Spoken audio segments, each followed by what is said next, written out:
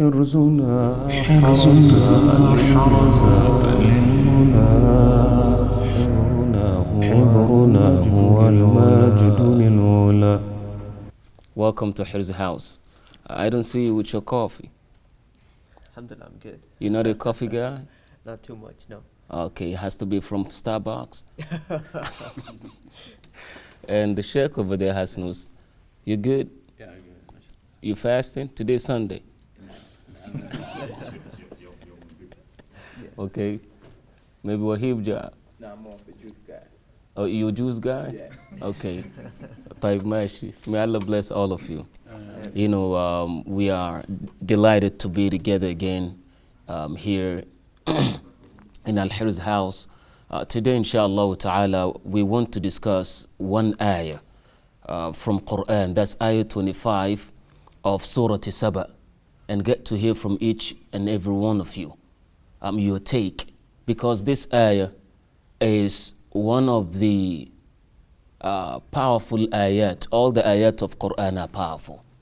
This one here has different juice, even though he said he's of juice guy.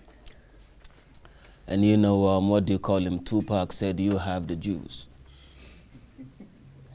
So this ayah 25, applying it in our society is what will bring back the brotherhood, because lack of brotherhood is what causes this ummah to suffer peacefully. And suffering peacefully is just like being in front of the dentist. The Novocaine is intact, and he is cutting you peacefully. And you bleed peacefully. And you cry peacefully. So the ummah today, we're crying, bleeding, and suffering peacefully. Who wants that? Does that make sense? No. Does that make sense? No. Is that how this ummah began? No. No. So see the ayah, Allah subhanahu wa ta'ala says, قُلْ لَا تُسْأَلُونَ عَمَّا أَجَرَمْنَا وَلَا نُسْأَلُ عَمَّا تَعْمَلُونَ. Say to the non-believers that you will not be questioned and asked about what we have committed of sins, nor we, meaning Muslims, nor we Muslims shall be asked about what you do. Now listen to the ayah again. قُلْ لَا تُسْأَلُونَ عَمَّا أَجْرَمْنَا. You will not be questioned about our crimes. Then, logically, the ayah, based on the capacity of human beings, analogy is supposed to be, and we will not be asked about your crimes also. But Allah did not say we will not be asked about the non-believers' crimes. He said we will not be asked of what they do. أَجْرَمْنَا قُلْ لَا تُسْأَلُونَ عَمَّا أَجْرَمْنَا. The ayah did not say وَلَا نُسْأَلُ عَمَّا تُجْرِمُونَ. And we will not be asked of your crimes. So Allah did not attribute the crimes to them. And He attributed the crimes to us as Muslims. This is to indicate when a person is innocent, he does not have to prove himself. You following? You following the ayah? لا تسألون عما أجرمنا ولا نسأل عما تعملون. So if Allah subhanahu tabarak wa ta'ala is talking about us Muslims, that they will not be questioned about our crimes, nor shall we be asked about their own deeds, not their crimes. This is uslubu mu'amala, how to talk to someone so that he, even though he is your enemy, can reason with you. Because if you already put him in the categories of those who commit crimes, and you call him Jeffrey Dahmer with his shining armor, he will not listen to you after that. And that's why Allah subhanahu wa ta'ala puts it so that we know how to communicate when we talk to the disbelievers and non-believers. Now, if this is how Allah asks us to talk about and to the non-Muslims so that we will not wound their feelings, how about you as my brother?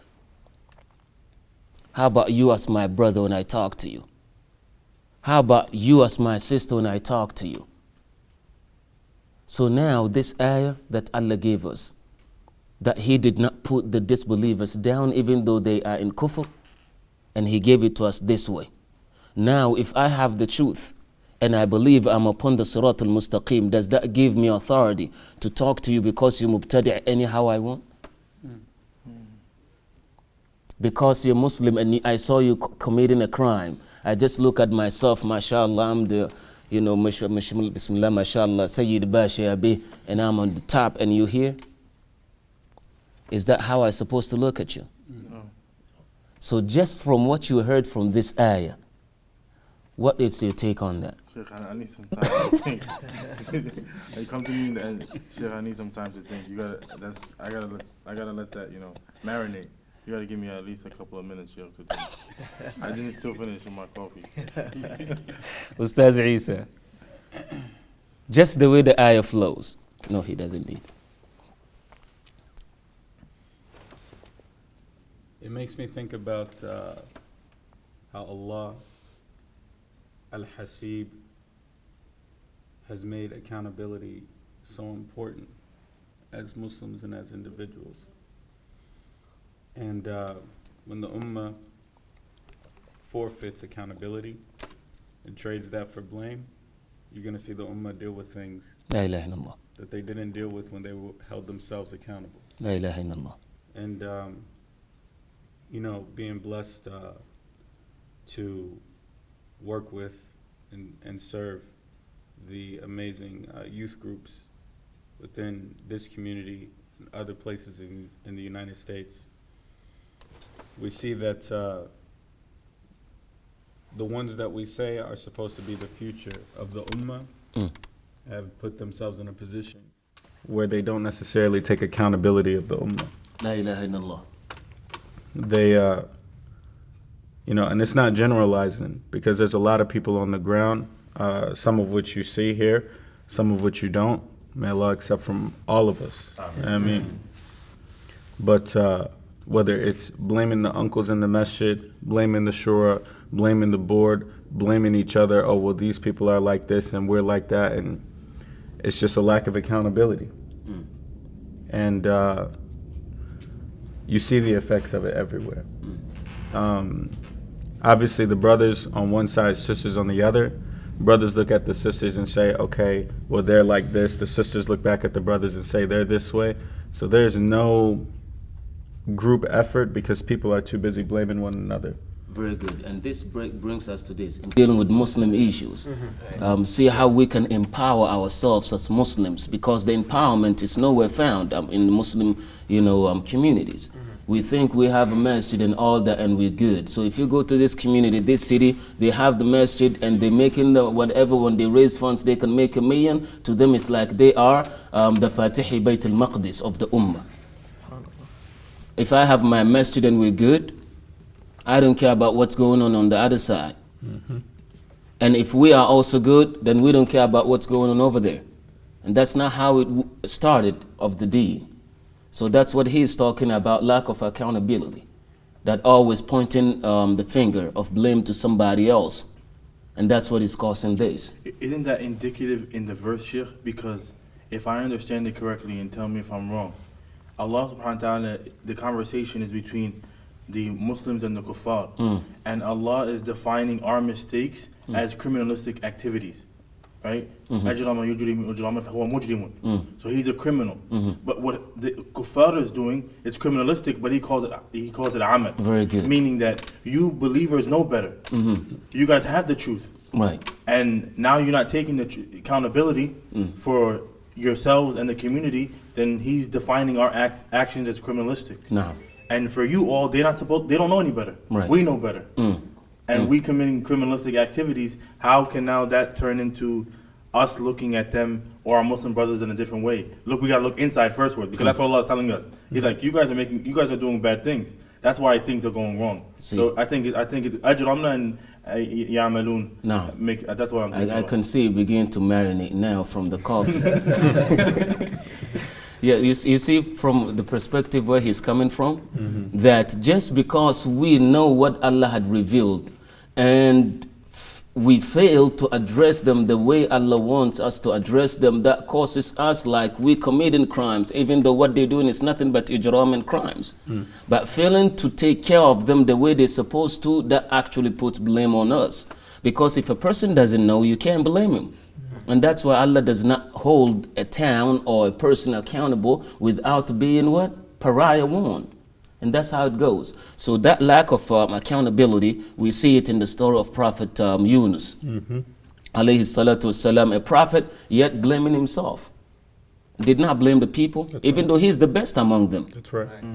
But he blamed himself. And nobody on earth at that time is even half, you can't even compare anyone to a prophet. That's right. Alayhi salatu wasalam, yet he's blaming himself. So just like he said, and that's what we see in the houses also between husband and wife. That all the time, my right, I'm the husband, I'm the this. And the wife, when she talks to her husband, well, this is my right, you're not doing it. Whereas if the husband will take care of his wife, knowing that this is her right, let me strive to fulfill that. And she also strives to fulfill his duty. Will we have issues? No.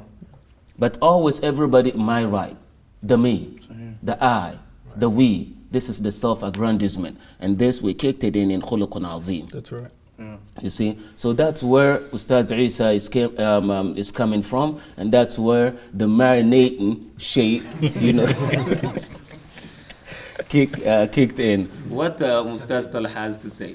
I'm thinking about, Bismillah. I'm thinking about the difference between, you know, amma jaramtum, you know, wa amma ta'malun, right? So, subhanallah, it shows that we need to hold ourselves to a much higher standard because we have that knowledge, you know? SubhanAllah. Look at that. Right. If we do something, it's ajramna, you know?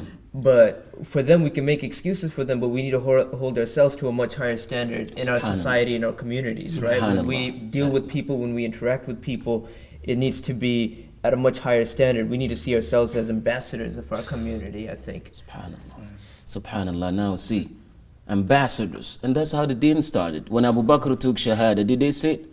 Did he wait until he get some certificate from different university before he can share with people what he learned? No. Just make sure that from your teacher, you understand the verse very well and the implications of the verse, and just share. So see, just like Talha mentioned, that because of what Allah blessed us, we should hold ourselves accountable. That links to what Ustaz Isa mentioned earlier. Because of what we know, we hold ourselves accountable. Because لَيْسَ بَعْدَ الْكُفْرِ ذَنْبٍ, there is no any sin after kufr. Kufr is the highest level of sin. Right. So he already into it. You can't go and say, you know, I met Jack and Natasha, I saw them doing some haram. Kufr is already on top of it. You feel me? Yeah. Because what she is committing or what he is committing is below what? Kufr. So there is no even a sin beyond hifz for Ustaz Isa. I liked when he said the ambassador thing for the religion. Because, you know, there's a lot of people that, you know, have platforms that, you know, where they can speak and, you know, have their ideas out. Right. And they're, you know, representatives of Muslims. I'm sure you guys heard about like what happened recently with the Muhammad Salah thing. Okay, tell us. That, you know, he's an outgoing Muslim. He was a practicing Muslim. You know, he's a soccer player. So I mean, many people said that, what's it called? You know, you should not hold these athletes, you know, like shuyukh, or, you know, take them as role models. But that we're not taking them as role models because we're not saying that we don't take them as role models, but we're saying that if you're a Muslim, you should portray that you're a Muslim. And when you know something, you know, you should say it. Because he has that huge platform. He's a soccer player, he has millions and millions of followers, and when he used to do the interviews, you know, when, you know, women used to come up to him and try to shake his hand, and you know, he would, you know, reject it and say, I'm Muslim, you know, I'm not allowed to do this. SubhanAllah. And A soccer player. A soccer player, yes. So imagine now, hold on a minute. He's talking about Muhammad Salah, now the soccer player from Egypt, and we know Egyptian, they follow.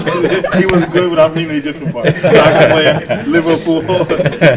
now all of the people Egyptian, okay, they're gonna start to speak. I'm giving him kudos because we know Egyptians, they follow orders. You just said that. Yeah. Sorry, I'm following. So see, And that's why, subhanAllah, even when they call them, the commentators of soccer when they play, we Maradona behind the scene as well, in halal mode though, without duping anything. Maradona halal move. So what happened, when he's playing, his name Muhammad Salah, right? Yeah. But they will put Salah and call him Mo Salah. Just like our former president, they say Barack Obama. It's Barack Hussein Obama. That's the name, right? They're trying to let the public forget the name of the other Hussein. You see that? That's what I love. That's what I You see? And what he's bringing right now is the fact. Because I saw it in the news yesterday, something about Mohamed Salah. And he's a good soccer player. He's in Liverpool, right? Yeah. He's been pulling the liver. You can see him been pulling the liver for some time now. Yeah, he won 2 golden boots. 2 golden boots? Yeah. Subhanallah. So what he's a major figure. So what he did was, after, he was, not shaking the women's hands, and when he would not get close to them and saying, "This is because of my religion," and he would always listen to Quran on the planes and all this stuff. He was a good, he was portraying Islam the way it was supposed to be portrayed, showing his values and the characteristics of being a Muslim. So recently, yesterday, there was a magazine out, had him with a model hugging him, and there was also a video released social media that he was dancing with the women and half naked women, playing around. After he got to a certain point, he was not, his values were not being portrayed as well as he was earlier in his career. Subhan. And now this is how the enemies portray the figures. And that's why it's important. See what he said earlier. Someone who did not used to shake and always keeping his religious values and ethics always being portrayed. Now somebody like that down in the road, they're gonna put him behind somewhere. It's like Bill Cosby. It's just the name Bill general. In general, the name Bill, whether it's Bill, Clinton. Well, I didn't say Clinton. That's him. I only said Bill. See, Bill, the same thing happened. Ask Lewinsky what happened back in 90s. The same thing. So always a person who had committed something how many years? 40 years back? When he was strong, powerful, making money, and as a figure in the African or the black communities. 40 years back, he was not held accountable until today. Until now. What happened? Obviously there was a move. They said he was into a move of buying, ABC and all that stuff. So, somebody like that, he has to, you have to create something. So, like he mentioned earlier, it's not that a person has to be religiously educated for us to take him as a figure. A person who has ethics, religious value, takes care of his religion, and stands for the rights that he has and shows to the world that I'm a Muslim and I'm for it, that's the role model we're talking about, whether he's an imam or he's a soccer player. Because how many religious that you will see, or shaking, mashallah, tabarakallah and all that. So this is what happened. And yesterday we talked about the khuluq of Rasulullah. What was the khuluq? That we talked about yesterday. Which... the one ma hamalaka ala hadha. Oh yeah, that's right. You can share something about that khuluq. So Sheikh, he was sharing different examples and ahadith and stories from amongst the Sahaba about how the Prophet ﷺ and Allah subhanahu wa ta'ala in Hadith Qudsi, where a person does something that's clearly wrong, the blame isn't put necessarily on the person in as much as trying to diagnose how they got to that point in order to rectify whatever the error was. And, mentioning Muhammad Salah, mentioning, just even someone like Bill Cosby, it's amazing to see. And even like that Instagram couple, right, that, they were on Instagram for a long time, from UK or from Europe. And once the brother came out and said he had more than one wife, then all this stuff, started to come out.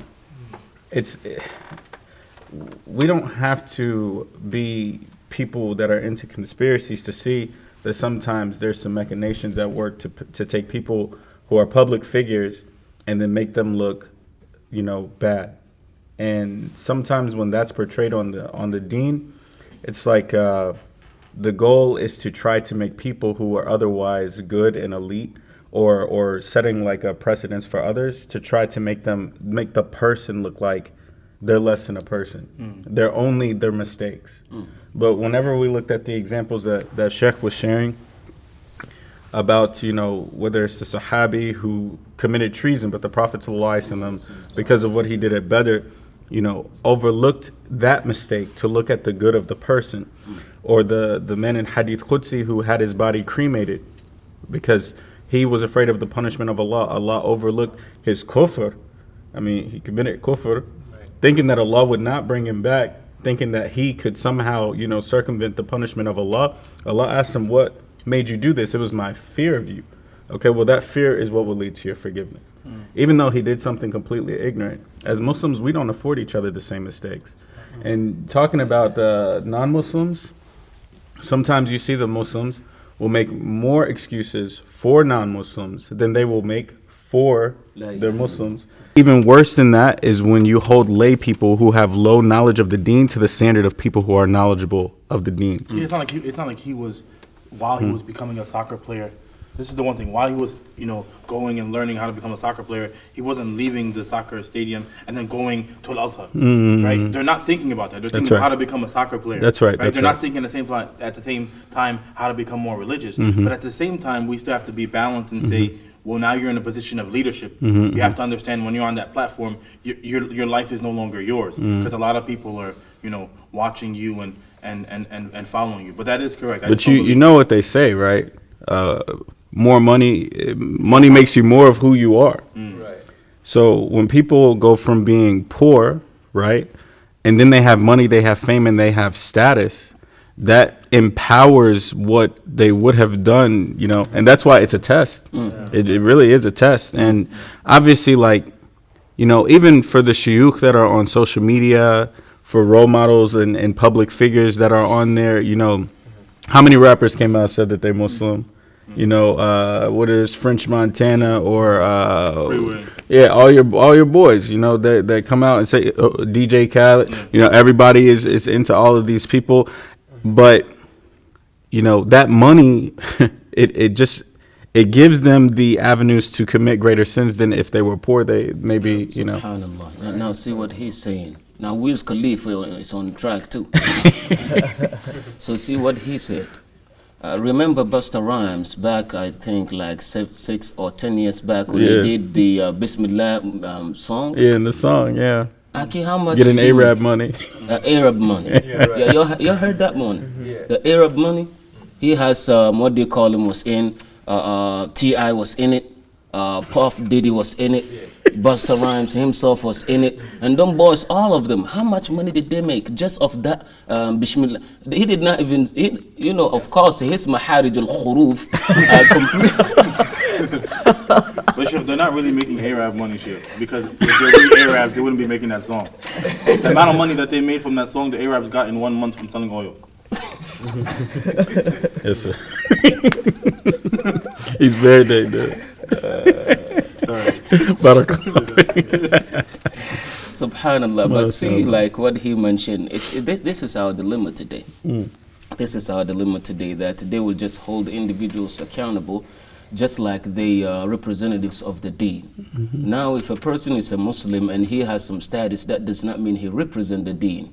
What he is doing, he is an ambassador to at least share what he has to others. But that doesn't mean he's representing the deen. There are individuals that Almighty selected to be representatives of the deen. Those are the messengers and the prophets of Allah subhanahu wa ta'ala from Adam. وَإِذْ قَالَ رَبُّكَ لِلْمَلَائِكَةِ إِنِّي جَاعِلٌ فِي الْأَرْضِ خَلِيفَةً. And the same thing, يَا دَاوُودُ إِنَّا جَعَلْنَاكَ فِي الْأَرْضِ Khalifa. So they are the Khulafa of Allah on earth. Now after their departure, those who take their place are the people of knowledge. scholars, those who follow and learn everything about them, and they are the ones that's supposed to bring light to the ummah about those people who represented the deen of Allah on earth.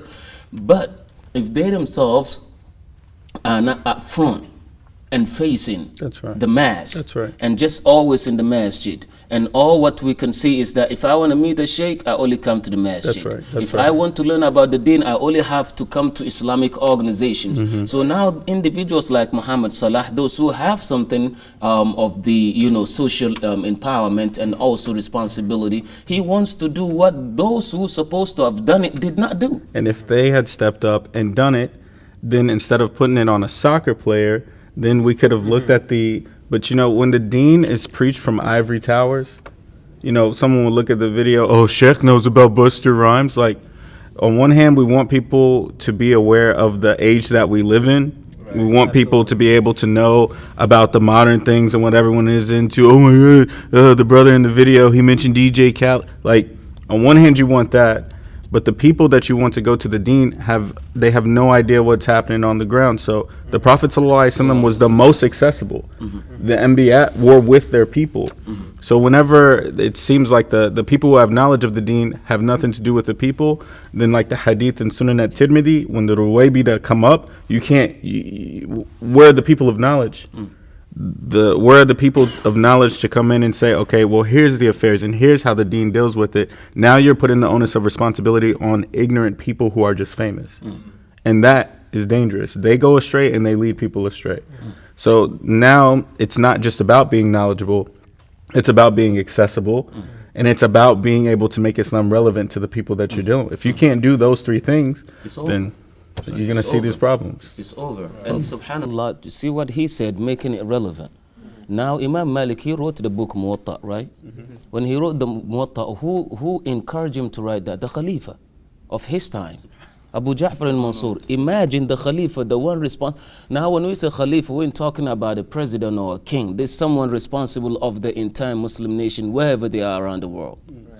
He is the one advising the Imam, إِنَّهُ لَمْ يَبْقَ عَلَى وَجْهِ الْأَرْضِ أَحَدٌ أَعْلَمُ مِنِّي وَمِنْكَ. On this earth, no one is more knowledgeable than you and me today. So imagine Khalifa being on that status of being knowledgeable and nobody like him except the best Imam of the time, Imam Malik. So he said, as you can see, لَقَدْ شَغَلَتْنِي الْخَلِيفَةِ, I'm engaged with people's responsibilities and I cannot sit down to teach and educate people or even write. So what I advise you is that I want you to write a book. Write a book, but I will give you the following bullets to follow. 1. تجنب فيه رخص ابن عباس. Avoid, the easiness of Ibn Abbas, just putting the fatwa, based on to make it easier. Now he was not playing with the religion, but that's how he will put it. But Ibn Umar, he will just come and drop it whether you got it or not. So he said, don't do that either. Even though those two are the best of the best of the ummah. And he said the last bullet that I will tell you to include in your book, Muwatta, وَطِئُهُ لِلنَّاسِ تَوْطِئًا. Make it as relevant as possible for the benefit of people. That's how he named the book Muwatta. So 7 scholars all agreed.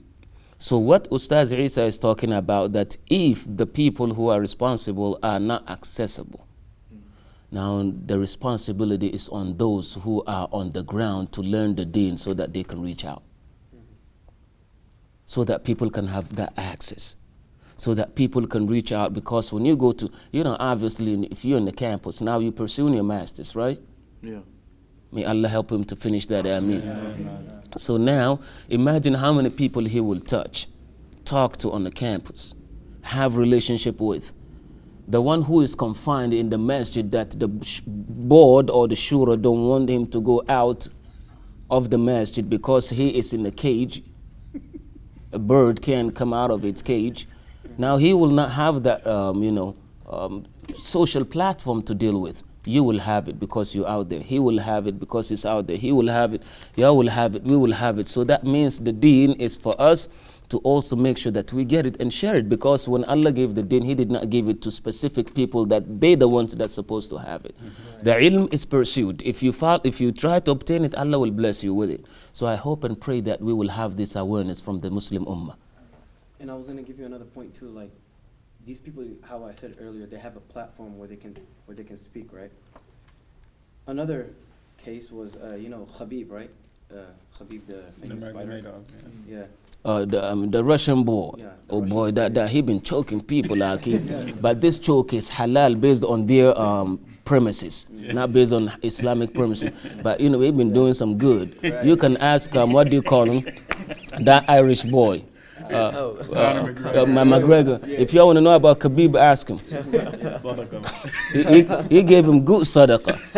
He didn't eat at the day of the match. He didn't eat? Yeah. He came and see, he won like what, 4 weeks ago? Yeah. Man, he been doing some stuff. I keep pushing. Yeah, so he's, how he represents Islam with his character and the way he conducts himself. One of the ladies, there's a woman that, is being interested in Islam because of Khabib, because of his character. Non-Muslim lady. She saw, how, with the press conference, how Conor McGregor was insulting Islam. His religion, yeah. His religion, his family and all that stuff. And how he, he was composed through all that and didn't fight back and showed his character, showed his modesty. And now she's looking into Islam. She's so like she was so thrilled by his actions. La ilaha illallah. And she's like, what is his religion teaching? Like, I want to know more and more and more. And what's it called? She's studying Islam. She took Khabib. People that say Khabib and these athletes don't have a say. They actually do. They are more than athletes, in my opinion, because they have this platform. Millions and millions of people are watching them. That's and right. now look, a woman is looking into Islam because of Khabib. Subhanallah. And people will look at Khabib and be like, brother, he punches people in the face. How can you say that? Okay, let's get the people who don't punch people in the face, because he's not a scholar by any stretch of the imagination. He never even addresses that as himself. After he gets done beating someone up, he makes such a shukr in their blood in the cage. He actually in the cage, Sheikh. He makes such a Whenever he wins, now he's what, 20-0? Yeah. No, 28-0. He points at himself. He says, "Not me." He points up. He says, "It's from Allah." He says, "Alhamdulillah," and all this stuff. And people will be like, "Well, just because he says that doesn't mean." Well, where are the people who say that don't punch people in the face, but are also trying to reach out to people like that? That's what we need. Now his punching of the face, the fatwa is not from him. He's just doing what he is doing, making whatever. So he is pointing. Now, if we want the fatwa, we go to the owners of the fatwa to give us fatwa on that one. But he doing good when we get in there. At least he's giving. He's actually giving da'wah. That's right. Not da'wah, but like through his actions and like the way he conducts himself. And now she's looking into Islam. She has Mufti Menk and him as role models. And now she started reading the Quran. She started from Surah Al-Fatiha. Now she's in Baqarah, reading the English version and trying to find out more and more about religion. You know how the Prophet Muhammad said, "Ballighu anni walau ayah," right? You're supposed to at least give even one proof that you have about the religion. This is what I started doing as well. Started going to this college, Northlake, right? Take a few classes. I seen this brother, non-Muslim brother, and I started talking to him about the faith. I introduced him to the faith. I talked about the Prophet Muhammad sallallahu alaihi wasallam's character. And what the media is portraying nowadays, with the nudity and alcohol and all that stuff, we started getting into those topics. And I said that this is not in our religion, that the Prophet Muhammad sallallahu alaihi wasallam had a respectful woman. This is why, women wear hijab. This is why, we don't go to nightclubs and indulge in those type of stuff. So I started getting to him through the, moral aspect of the faith. Then I started going to the 6 pillars of Islam, then to the 5 pillars, slowly. I want to introduce him to the faith, bi'idhnillahi ta'ala. Inshallah, we ask Allah to help you. If I can, I want to just say the 3 things. Just so, at least for me, so I could, be able to wrap it up with the verse that you stated. The first thing that I want to say is that, and the point that I want to make is composure and mercy. So whatever I say, I'm going to come back to the composure and the mercy. So the first thing is, there's many actors, sport fans and people that are in positions that are non-Muslim, that are whether Christian and Jewish. And you don't see on social media, and I'm saying this and you guys could disagree with me, but there is no agenda from the non-Muslims against the non-Muslims. You don't have anybody that's non-Christian or that's Christian saying, okay, let's find this other Christian football player that says he's Christian and point out his haram. They don't. You don't see that. You don't see that. Like right now, the situation that happened with Muhammad Salah, the girls are gonna run on it. Oh, this figure. If a Muslim girl had a male hugging her, what they would do? They don't accept this. The scholars are quiet. So number one is that when it comes to the Jews and the Christians, there's many of these individuals that go to church, right? And there's no other group of people that are calling them out.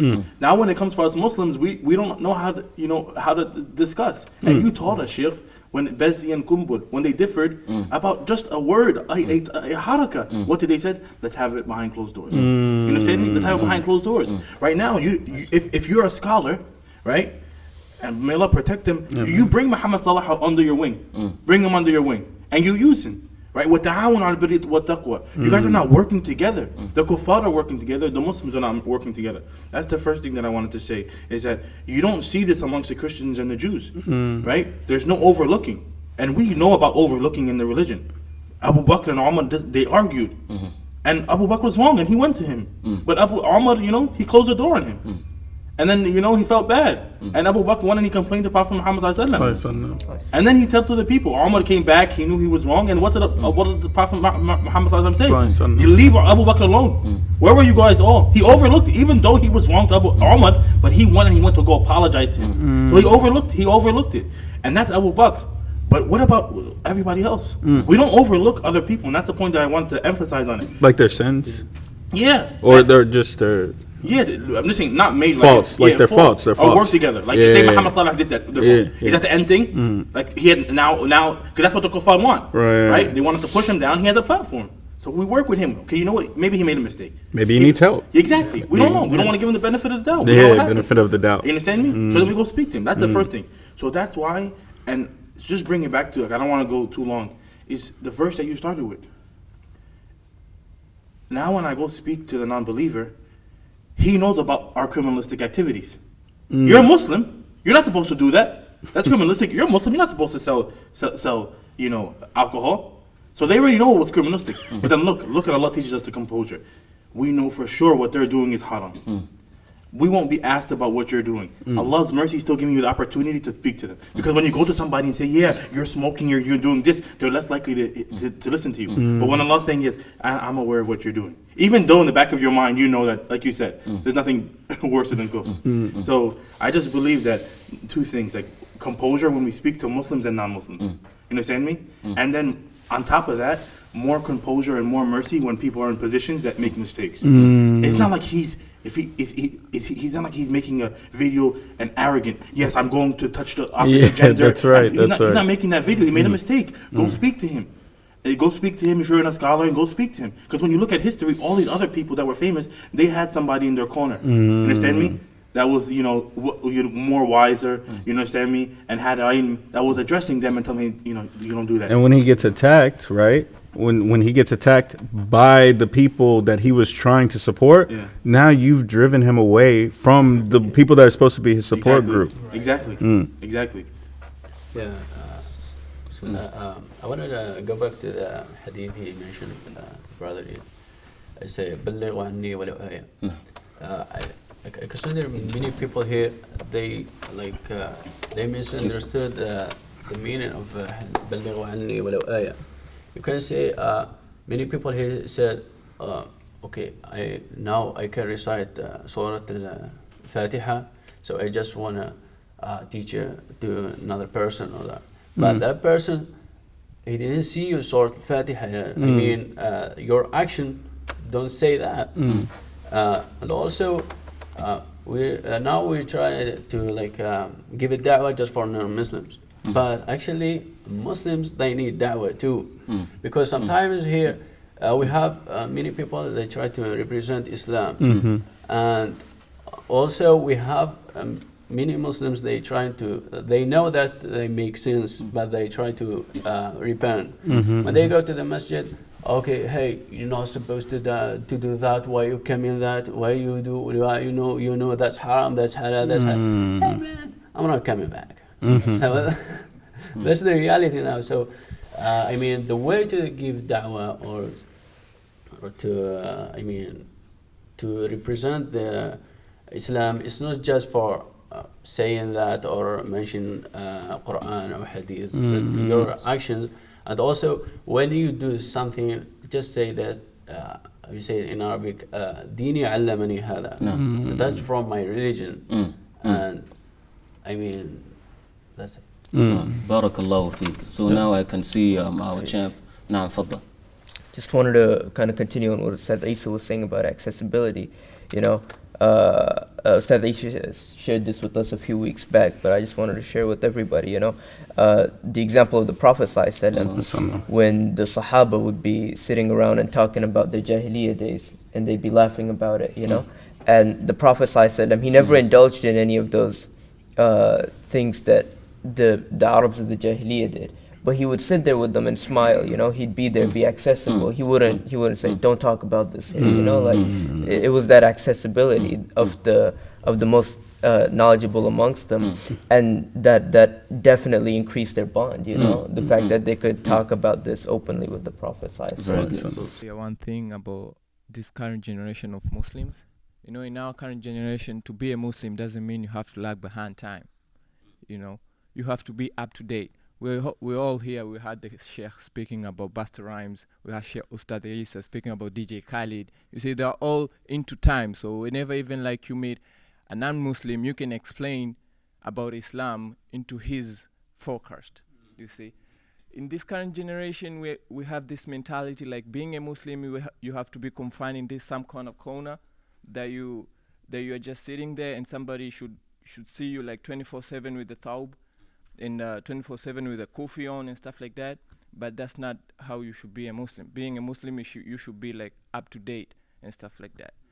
But also, I can give one example. Like we can all say Ustad Isa, he's been rocking them Jordans and the watches, and Sheikh Okasha, all the cards. He's into style, you know. So being a Muslim doesn't mean you have to lag back at time. That's all, inshallah. I can see he's giving us a signal that our time is up. So we welcome all of you once again to Hirz House. But before we conclude, I will go back to what he mentioned earlier about holding one another accountable when it comes to our brotherhood. That Muslim did this and do this, but we do not see that among the non-believers. This exists among them. Among the non-believers, this is even worse than it is among ourselves. But when it comes to their own earthly benefit, they bury that. For their own benefit, they don't show it. تَحْسَبُهُمْ جَمِيعًا وَقُلُوبُهُمْ شَتَّى. You may think they are together. Who says that? Now nobody knows human being than the Creator himself. You may think, because this ayah is about the Yahud. ألم تر إلى الذين نافقوا يقولون لإخوانهم الذين كفروا من أهل الكتاب لئن أخرجتم لنخرجن معكم. Basically it's about those Yahud. All the way to where Almighty says تحسبهم جميعا. From 16-17 of the verse Surah Al-Hashr, you may think they are together, working together, supporting each other, you know, doing all this. No, they're not together. They are separated, finding faults among, you know, themselves to expose. But when it comes to the benefit of their party, whatever party that they follow, whatever political, you know, platform that they have for the benefit of that, they will rather what? Forget their differences. Right. Now when you look, Obama and Clinton, I'm talking about Hillary now. Obama and Hillary Clinton, what happened in 2008? They were at each other. Just like Talha said, they like enemies, right? What happened back in 2016? They came back together. Why they were in 2008 against and now in 2016 together? What happened? Same agenda. Same agenda. So even though before they were fighting, but now because of the common interest, they came together. Bin Qasim, you remember him. He was called world renowned because of the surgery he did. When he was running, he was a candidate before, right? When he was running, what did our current president say about him? You know what our current president said about him? Our current president, we all know, President Trump, he called him a pedophile. 2 weeks later, they taught him together again. Bin Qasim and Trump talking. They asked Bin Qasim, come on man, he called you pedophile yesterday and now you talking to him? He said, we have two types of Trumps. Yesterday I was with the bad one, today I'm with the good one. That's what he said. Because today we have the same what? But yesterday we weren't. But today we have. So we have to what? We have to come together and unite. Meet Romney. What happened? He was against, who did he run against? He ran against Barack Obama. When the election over and everything, did he reach out trying to offer him something or he didn't? He did. Why? Against? Later on, together. So تحسبهم جميعا وقلوبهم شتى. Even today you can say it. But if they have common platform, they will never bring their differences. And that's why Malcolm X, he said, you know, now don't think we're doing some Farrakhan move. We're just talking reality here. Right. Now Malcolm X, he said if we want our freedom and gain our freedom and to uplift ourselves from being second-class citizens to first-class citizens like the other folks, we have to, one, forget about our differences. Don't come to this platform and say, I'm a black Methodist. I'm a black Muslim.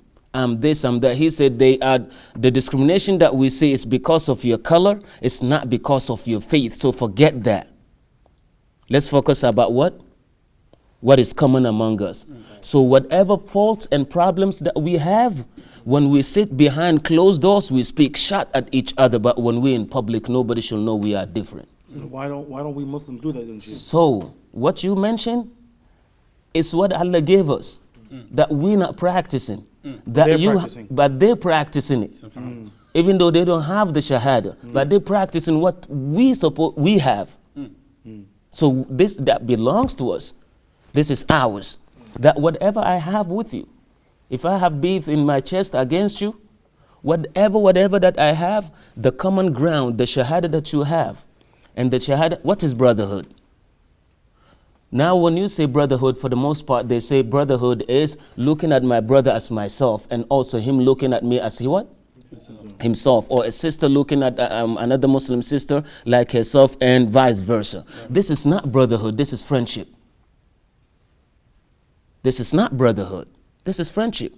Brotherhood is a single soul that resides in different bodies. A single soul that resides in different what? So we are Muslims, brothers, but we have one single soul that governs us. So when I look at you, I don't look at you as myself, I look at myself as I. And that's why فَإِذَا دَخَلْتُمْ بُيُوتًا فَسَلِّمُوا عَلَىٰ أَنفُسِكُمْ. Say salam to yourselves. لولا إذ سمعتموه ظن المؤمنون والمؤمنات بأنفسهم. So Allah is like putting you yourself. It's not like I look at you as if you are. That as if you are, that's T-top talk. Don't go and Google who T-top is. Cut that off, Haq. So when you don't look at the person like that, that means you don't want good for him. You don't want good for him. You have your ego. Exactly. And you want the dunya. You don't care about Islam reaching the next generation. Exactly. That's selfishness. That's what causes us that. So now imagine if I have that, what is that single soul that resides in the multiple bodies? That's kalimatul la ilaha illallah. That's that soul.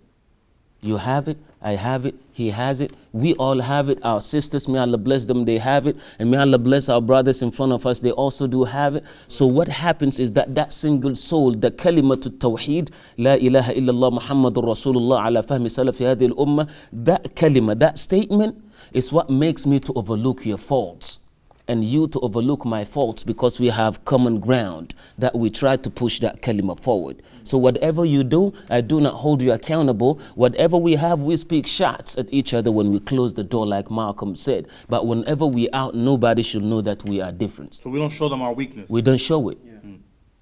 We don't show it. Sahaba, they had differences, right? No. You mentioned earlier Abu Bakr and Umar, the hadith of Bukhari. No, sorry. They had that difference. No. But did they fix it or they didn't? They fixed it. They fix it. Now we have issues or we don't.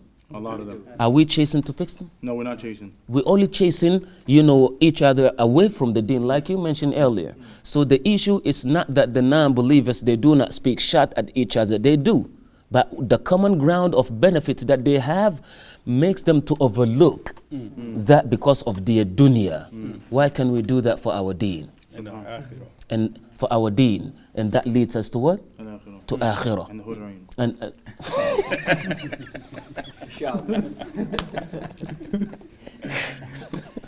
Sheikh, the people they want to laugh too, Sheikh.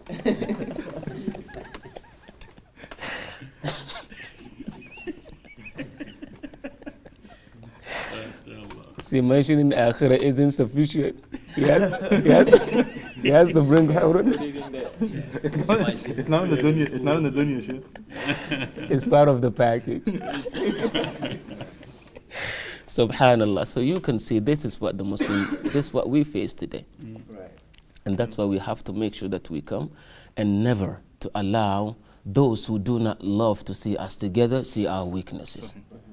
I can dislike the Imam's actions. I can hate the Imam's actions. But when we are in the masjid in front of those kids who are watching the generation, the older generations, what they doing, what they laying as platform, I should never let the younger generation know that I am against the Imam. Sheikh, how would you answer them by somebody might say, well, now you're having two faces, right?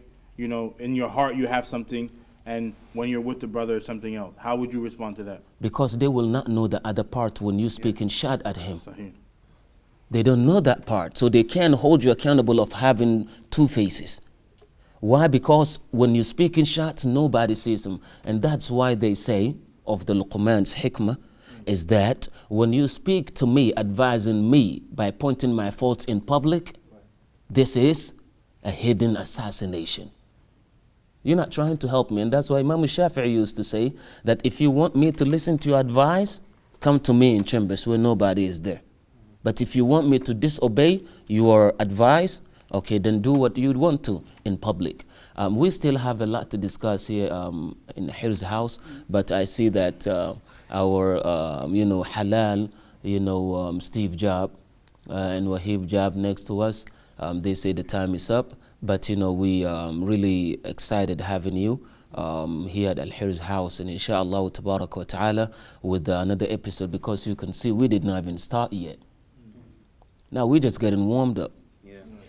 The issue of Muslims, with our current situations, with our generations, we just started talking. So a lot to cover, bi-idhnillahi tabaraka wa ta'ala.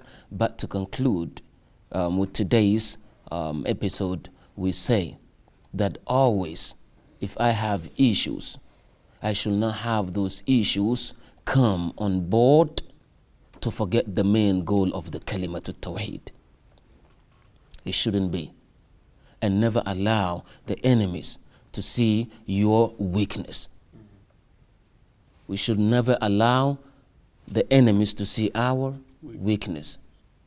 Whatever we have among ourselves, you and your brother in campus, cafeteria spot, coffee shop, whatever, Umar ibn al-Khattab radiyallahu anhu used to say, "Inna mimma yusaffi widada akhik, an tabda'ahu bis-salami idha laqita, wa an tad'uwahu bi ahabbil asma'i ilayh, wa an tuwassi'a lahu fil majlis." These are the three components of brotherhood. Our time is up. In our next episode, this is what we will discuss. What strengthened the brotherhood? The three components. That's what Umar understood from Prophet ﷺ, how to build a nation. And that's why they came from being ru'at al-ibili wal-ghanam ila ru'at al-dini wal-dunya. From being shepherd to leaders of the world. From where? Desert of Arabian Peninsula, where they could not even find one meal to sustain themselves for 3 days straight. So this will be our component in our next Hirz house. So y'all can do whatever you want to do around this. The three statements of Umar ibn al-Khattab. Inna mimma yusaffi widada akhik an tabda'ahu bis-salami idha laqita. Meaning, what strengthened the brotherhood among ourselves is that you begin by giving salam to your Muslim brother or Muslim sister wherever you see them. 2, select the best description or name for them and call them by the best and the dearest name to them. And finally, whenever you're sitting in a circle and you see them coming, make a room for them. This, if you understand it in the scope of 21st century, this is the social empowerment. We talk about that later. Thank you very much for your time. And inshallah, bi'idhnillahi tabaraka wa ta'ala, thank you so much for making it. I ask Allah to bless you. Hakimu shar'a idha khalafat shar'a. Innama al-ilmu khurujin. Give him, he the man. Ustaz Isa. Barakallahu feek. Jazakum Allah kulla khair. Hakimu shar'a idha khalafat shar'a. إنما العلم خروج وفرار عن مهاو قد هوى فيها الجهول ووقوف عند قال الله الله الله بارك الله فيكم. Thank you so much for being with us here at Al-Hirz house. جزاكم الله كل خير. We thank our team. والسلام عليكم ورحمة الله وبركاته. وقد وفق الله الكريم بمنه لإكمالها حسن ميمونة الجيل